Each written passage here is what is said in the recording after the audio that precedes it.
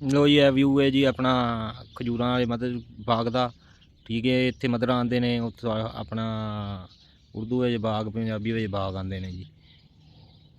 ਉਹ ਦੇਖੋ ਆਪਣਾ ਭਾਈ ਖਜੂਰਾਂ ਤੋੜ ਰਿਹਾ,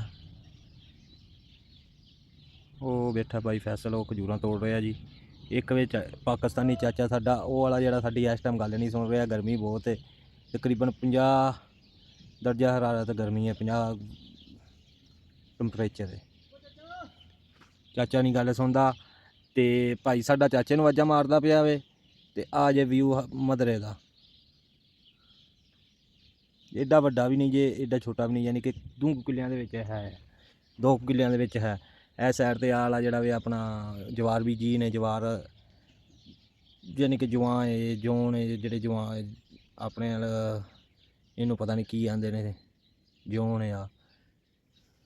ਇਹ ਜੇ ਵਿਊ ਜੀ ਮਧਰੇ ਦਾ, ਖਜੂਰਾਂ ਦਾ। ਖਜੂਰਾਂ ਮਾਸ਼ਾਅੱਲਾ ਬਹੁਤ ਜ਼ਿਆਦਾ ਲੱਗੀਆਂ ਨੇ, ਇੱਕ ਇੱਕ ਬੂਟੇ ਨਾਲ ਕਿ ਤਕਰੀਬਨ ਘੱਟ ਤੋਂ ਵੀ ਘੱਟ 2-2 ਮਣ, 3-3 ਮਣ ਖਜੂਰ ਹੈ। 30-30 40-40 ਕਿਲੋ ਦਾ ਇੱਕ ਗੁੱਛਾ ਹੋਣਾ, ਕਮ ਸੇ ਕਮ 20 ਕਿਲੋ 25 ਕਿਲੋ।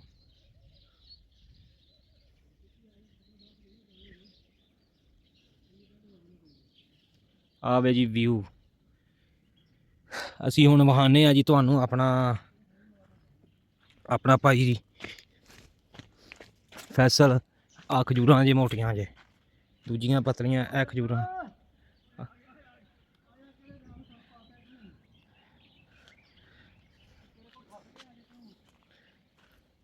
ਚਾਚਾ ਆ ਗਿਆ।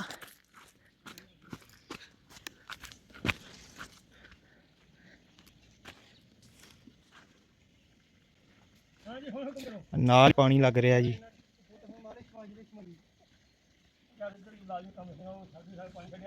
ਆ ਪਾਣੀ ਲੱਗਾ ਹੈ ਜੀ। ਚਾਚਾ ਗਿਆ ਆ, ਤੇ ਉਧਰੋਂ ਆ ਗਿਆ ਜੀ।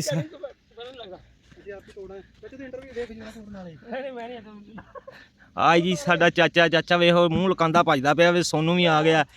ਪਹਿਲਾਂ ਅਸੀਂ 2-3 ਜਣੇ ਐਵੇਂ ਖਪਣ ਦੇ ਸਾਂ, ਠੀਕ ਹੈ। ਸੋਨੂੰ 2 ਜਣੇ, ਇੱਕ ਬੰਦਾ ਹੀ ਸਾਡਾ ਆਪਣਾ ਤੋੜਨ ਦਿਆ ਸੀ, ਮੈਂ ਤੇ ਵੀਡੀਓ ਬਣਾਉਣ ਦਿਆ ਹਾਂ।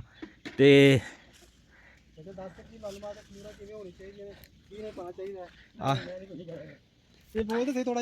ਆ ਚਾਚਾ ਆ ਗਿਆ ਜੀ ਸਾਡਾ, ਇਹ ਹੁਣ ਆਪਣਾ ਇੰਟਰਵਿਊ ਦਿੰਦਾ ਵੇ। ਆ ਭਾਈ ਫੈਸਲ ਹੈ, ਇਹ ਖਜੂਰਾ ਤੋੜਨ ਦੇ ਆ।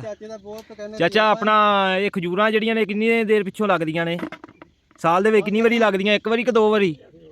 ਹਾਂਜੀ, 1 ਵਾਰ ਲੱਗਦੀਆਂ ਨੇ ਚਾਚਾ ਦਾ, 1 ਸਾਲ 'ਚ 1 ਦਫਾ ਲੱਗਦੀਆਂ ਨੇ। ਤੇ ਖਿਦਮਤ ਬੜੀ ਇਹਨਾਂ ਦੀ ਕਰਨੀ ਪੈਂਦੀ ਹੈ, ਦਵਾਈ ਬੂਟੀ ਬੜੀ ਦੇਣੀ ਪੈਂਦੀ ਹੈ, ਖਾਦ ਮਾਰਨੀ ਪੈਂਦੀ ਹੈ।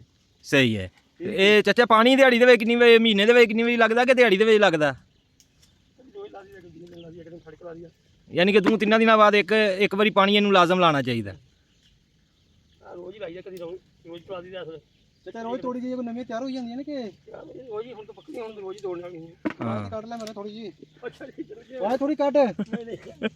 ਕੱਢਾਂਗਾ ਆਵਾਜ਼ ਯਾਰ। ਚਾਚਾ ਨਾ ਇੰਜ ਕਰ, ਤੇ ਭਾਜੀ ਡੇਲੀ ਤੋੜਨੀਆਂ ਪੈਂਦੀਆਂ ਨੇ, ਕੋਈ ਨਵੀਆਂ ਹੋਈ ਜਾਂਦੀਆਂ ਨੇ, ਡੇਲੀ ਲਾਜ਼ਮੀ ਤੋੜਨੀਆਂ ਪੈਂਦੀਆਂ ਨੇ। ਗਰਮੀ ਬਹੁਤ ਜ਼ਿਆਦਾ ਹੈ, ਸਹੀ ਹੈ, ਪੱਕਦੀਆਂ ਪਈਆਂ ਨੇ, ਡੇਲੀ ਤੋੜੀ ਜਾਓ, ਡੇਲੀ ਕੋਈ ਤਿਆਰ ਹੋ ਜਾਂਦੀਆਂ ਨੇ।